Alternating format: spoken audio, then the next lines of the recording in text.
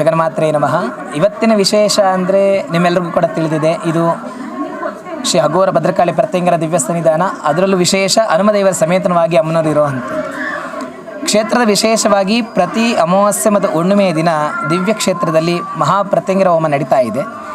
ಆದರೆ ಇವತ್ತು ಬಹಳ ವಿಶೇಷ ಏನಪ್ಪ ಅಂದರೆ ಅಮ್ಮನವರ ಆಜ್ಞೆಯಂತೆ ಶ್ರೀವಿದ್ಯಾ ಹೋಮವನ್ನು ಮಾಡಿದ್ದೇವೆ. ಅಮ್ಮನವ್ರು ಹೇಳ್ತಾರೆ, ಬರೇ ಭದ್ರಕಾಳಿ ಪ್ರತ್ಯಂಗರ ಯಾಗ ಶತ್ರು ಸಂಹಾರಕ್ಕೋಸ್ಕರ ವ್ಯಾಪಾರ ವೃದ್ಧಿಗೋಸ್ಕರ ಮಾಡ್ತಾ ಇದ್ದೀರಾ. ಕ್ಷೇತ್ರದ ಅಧಿದೇವತೆ ಆದಂಥವಳು ಜಗನ್ಮಾತೆಯಾದಂತಹ ಶ್ರೀ ಬಾಲಾತ್ರಿಪುರ ಸುಂದರಿ, ಅವಳಿಗೋಸ್ಕರ ಏನು ಮಾಡಿದೆ ಅಂತೇಳಿ ಅಮ್ಮ ಪ್ರಶ್ನೆ ಮಾಡಿದ್ಲು. ಆಯ್ತಮ್ಮ, ಏನು ಮಾಡಬೇಕು ನೀನು ಹೇಳ್ತಾಯಿ ಅಂತ ಹೇಳಿದಾಗ ಅಮ್ಮನವರು 3 ಅಮಾವಾಸ್ಯೆಗೆ ವಿಭಿನ್ನವಾದಂತಹ ಒಂದೊಂದು ಯಾಗಗಳನ್ನ ಕೊಟ್ಟಿದ್ದಾರೆ. ಭದ್ರಕಾಳಿ ಪ್ರತ್ಯಂಗರ ಯಾಗದ ಜೊತೆಯಲ್ಲಿ ಈ ಅಮಾವಾಸ್ಯೆಗೆ ಶ್ರೀವಿದ್ಯಾ ಹೋಮವನ್ನು, ಮುಂದಿನ ಅಮಾವಾಸ್ಯೆಯಲ್ಲಿ ಸುಮಂಗಲಿ ಪೂಜೆಯನ್ನು, ಅದಾದ ನಂತರ ಬರುವಂಥ ಅಮಾವಾಸ್ಯೆಗೆ ಬಾಲಪೂಜೆಯನ್ನು ದೇವಿ ಆಜ್ಞೆ ಮಾಡಿದ್ದಾರೆ. ಈ ಅಮಾವಾಸ್ಯೆಯಲ್ಲಿ ಶ್ರೀವಿದ್ಯಾ ಹೋಮವನ್ನು ಮಾಡಿದ್ದೇವೆ.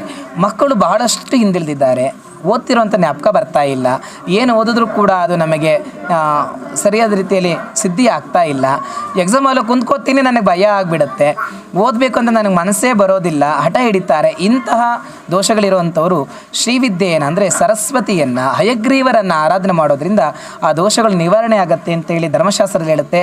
ಹಾಗೆ ಅಮ್ಮನವರ ಆಜ್ಞೆ ಆಗಿತ್ತು. ಆ ಕಾರಣದಿಂದ ಈ ದಿನ ಭದ್ರಕಾಳಿ ಪ್ರತ್ಯಂಗರ ಯಾಗದ ಜೊತೆಯಲ್ಲಿ ಶ್ರೀವಿದ್ಯಾ ಹೋಮನ ಮಾಡಿದ್ದೇವೆ. ಹೋಮ ಎಲ್ಲ ಮುಗಿದಾದ ಮೇಲೆ ಜೇನುತುಪ್ಪದಿಂದ ಆ ಮಕ್ಕಳ ನಾಲಿಗೆಯ ಮೇಲೆ ಬೀಜಾಕ್ಷರ ಮಂತ್ರವನ್ನು ಬರೆದು ಉಪದೇಶವನ್ನು ಮಾಡುತ್ತೇವೆ. ಉಪದೇಶ ಮಂತ್ರವನ್ನು ಅನುಸನ ದೇವಿಯ ಆರಾಧನೆ ಮಾಡಿ ಹೇಳಿ ಜಪಸಿದ್ಧಿ ಮಾಡ್ತಾ ಇದ್ದರೆ ಅಮ್ಮನ ಅನುಗ್ರಹ ಸಿದ್ಧಿಯಾಗುತ್ತೆ ಅಂತ ಎಲ್ಲ ದೋಷಗಳನ್ನು ಕೂಡ ದೇವಿ ನಿವಾರಣೆ ಮಾಡ್ತಾರೆ. ಕ್ಷೇತ್ರಕ್ಕೆ ಅನೇಕ ವಿಧವಾದಂತಹ ಭಕ್ತಾನುಭಕ್ತರು ಸಹಸ್ರಕ್ತವಾಗಿ ಬರ್ತಾ ಇದ್ದಾರೆ. ಬಹಳ ಖುಷಿಯಾಗುತ್ತೆ ನಮಗೆ. ಇದು ನಮ್ಮ ಸಾಧನೆಯಲ್ಲ, ಅಥವಾ ಇವೆಲ್ಲ ದೇವಿಯ ಅನುಗ್ರಹ. ಎಲ್ಲಿ ನಿಲ್ಲಬೇಕು, ಎಲ್ಲಿ ಬರಬೇಕು, ಏನು ಆಗಬೇಕು ಅಂತೇಳಿ ಆಕೆ ನಿರ್ಧಾರ ಮಾಡಿದ್ದಾಳೆ, ಆಕೆ ಆಗ್ತಾ ಇದೆ. ಒಂದು ಮಾತಿದೆ, ನೀವು ಕೇಳಿಸ್ಕೋಬೋದು. ಏನಂದರೆ, ಮೂರ್ತಿ ಚಿಕ್ಕದಾದರೂ ಕೂಡ ಕೀರ್ತಿ ದೊಡ್ಡದು ಅಂತ ಇರ್ಬೋದು. ಬಹುಶಃ ಹೊಗಳ್ಕೊಳ್ಳೋದೇನಿಲ್ಲ, ಅಲ್ಲಿ ಇರೋ ಸತ್ಯ ಅದು. ದೇವಸ್ಥಾನ ಗರ್ಭಗುಡಿ ಸುತ್ತ ಒಂದು ಶೀಟ್ನ ಹಾಕೋದು ಬಿಟ್ಟರೆ ಇನ್ನೇನು ಕೂಡ ನಾನು ಮಾಡಲ್ಲ ಅಂತಲ್ಲ, ದೊಡ್ಡ ಪ್ಲ್ಯಾನ್ ಇದೆ. ನೋಡೋಣ, ದೇವಿ ಇಚ್ಛೆ ಇತ್ತು ಅಂದರೆ ಅದು ಆದಷ್ಟು ಬೇಗ ಆಗಿಬಿಡಲಿ. ಈ ಒಂದು ಚಿಕ್ಕ ಕ್ಷೇತ್ರಕ್ಕೆ ಇಷ್ಟು ಜನ ಬರ್ತಾ ಇದ್ದಾರಲ್ಲ, ಆತ್ಮಶುದ್ಧಿ ಆಗುತ್ತೆ, ಆತ್ಮತೃಪ್ತಿ ಆಗುತ್ತೆ. ನಾವು ಮಾಡಿದ ಕೂಡ ಸಾರ್ಥಕ ಆಯ್ತಲ್ಲ ಅಂತೇಳಿ ಬರುತ್ತೆ.